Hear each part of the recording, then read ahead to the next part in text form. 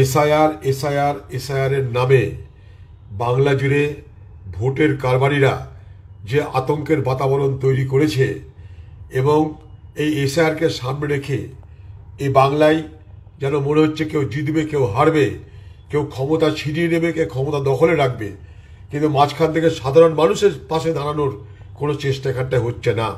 এসআইআরটা কি সেটা মাথায় দেয় না গায়ে মাখে, না সেদ্ধ খায়, না ভাজা করে খায়, তার প্রচার কিন্তু পশ্চিমবঙ্গ সরকারের পক্ষ থেকে বা বিজেপির পক্ষ থেকে কোথাও হচ্ছে না।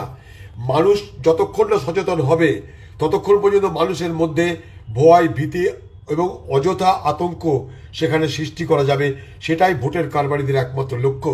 তাই আজকে যারা এসআইআরের বিরোধিতা করছে তারা চাইছে আরও বেশি মানুষ মরুক, আমরা প্রমাণ বলাবার চেষ্টা করব এরা সব এসআইআর কারণে মরেছে।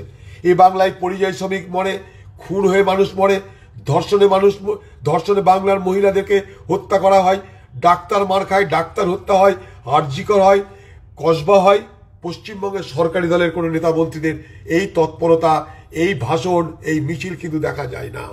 কিন্তু এনআরসির সময় যেমন সংখ্যালঘু মানুষকে ভড়কি দেখিয়ে, সাধারণ মানুষকে ভড়কি দেখিয়ে নির্বাচন হয়েছিল, ঠিক একইভাবে এসআইআর নামে বিজেপি এবং টিএমসি তাদের নিজেদের খালি ভোট ব্যাংকে দখল করে রাখার জন্য এবং নিজেদের ক্ষমতাকে প্রদর্শন করে আগামী দিনে নির্বাচনের বৈতরণী পার হওয়ার জন্য ময়দানে নেমে গেছে। এনআরসির নামে অনেক ভয় ভীতির বাতাবরণ তৈরি করা হয়েছিল। বলুন বাংলার মানুষ, একটা মানুষ কেউ বাংলাদেশে গেল না একটাও মানুষ কেউ বাংলাদেশ থেকে এলো এই নাগরিক আইন আর এনআরসির নামে? বলুন।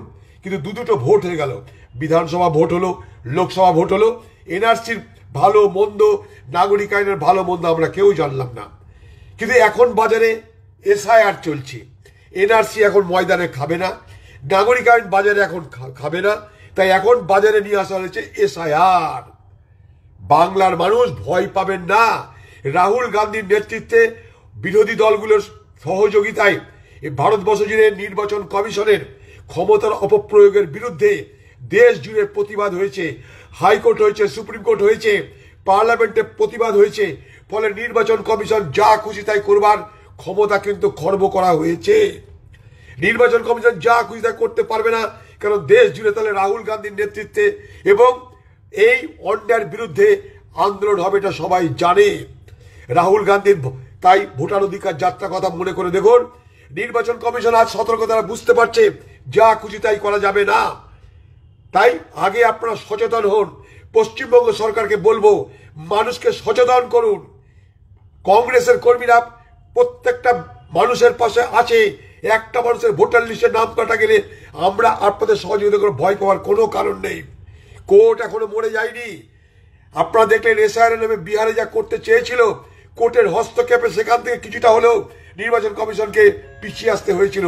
আগামী দিনেও মানুষের ভোটার অধিকার কেড়ে নেওয়ার চেষ্টা হলে প্রতিবাদ রাস্তায় হবে, প্রতিবাদ কোর্টে হবে, প্রতিবাদ পার্লামেন্টে হবে, প্রতিবাদ সড়কে হবে।